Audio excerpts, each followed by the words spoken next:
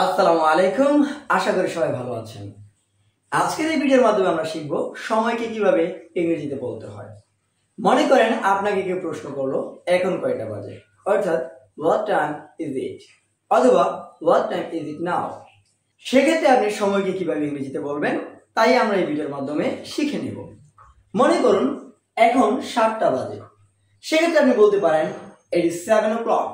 কি বলতে পারেন? It is 7 o'clock। কিন্তু যখন এখন 7:10 বাজে সেক্ষেত্রে কি বলবেন?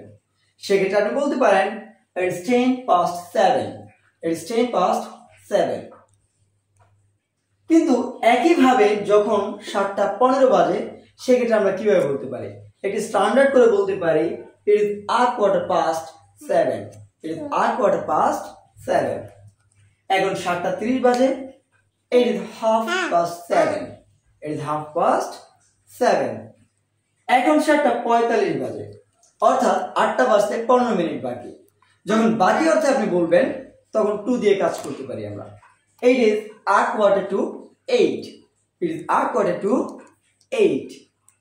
এখন 7:55 বাজে, it is 5 to 8। It is 5 to 8। অর্থাৎ সময় যখন বেজে অতিবাহিত হয়ে যায় তখন আমরা পাস্ট ব্যবহার করব, এবং যখন বাজতে বাকি তখন আমরা টু ব্যবহার করব।